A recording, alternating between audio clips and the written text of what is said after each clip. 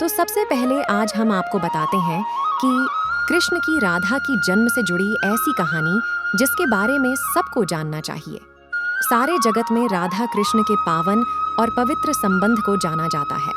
अगर हम में से कोई किसी सामान्यता यह प्रश्न करें, राधा कौन थी, तो यही जवाब मिलता है कि वह श्री कृष्ण की सखी थी। लेकिन इसके अलावा राधा कौन थी, कहाँ से आई थी, उनके जीवन के इन पहलुओं के बारे में बहुत कम लोग ही जानते हैं। इसलिए आज हम आपके समक्ष राधा जी के जन्म से जुड़े कुछ तथ्य बताने जा रहे हैं। राधा जी का जन्म कहाँ हुआ था? यह ऐसा सवाल है जिसका सटीक जवाब हम ब्रह्म वैवर्त पुराण के माध्यम से प्राप्त होता है। इस महान ग्रंथ के अनुसार भाद्रपद मास के शुक्ल पक्ष की अष्टमी तिथि को राधा जी का जन्म हुआ और इसी दिन आज भी राधा अष्टमी के रूप में मनाया जाता है, माना जाता है। इसी दिन ब्रज में श्री कृष्ण की प्रेयसी राधा का जन्म हुआ था।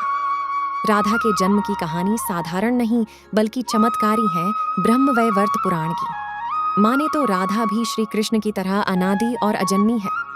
जी हाँ, अर्थात उनका जन्म माता के गर्भ से नहीं हुआ था। आइए एक और कहानी के माध्यम से समझते हैं। पौराणिक कथा के अनुसार देवी राधा भगवान श्री कृष्ण के साथ गोलोक में निवास करते थे। एक बार देवी राधा गोलोक में नहीं थे, तब श्री कृष्ण अपनी एक अन्य पत्नी बिरजा के साथ विहार कर रहे थे। राधा को जैसे ही सूचना मिली, गोलोक लौट आईं। जब उन्होंने बिरजा को श्री कृष्ण के साथ विहार करते देखी तो श्री कृष्ण को बहुत भला बुरा कहने लगी। राधा को क्रोधित देख बिरजा वहां से नदी बनकर चली गई।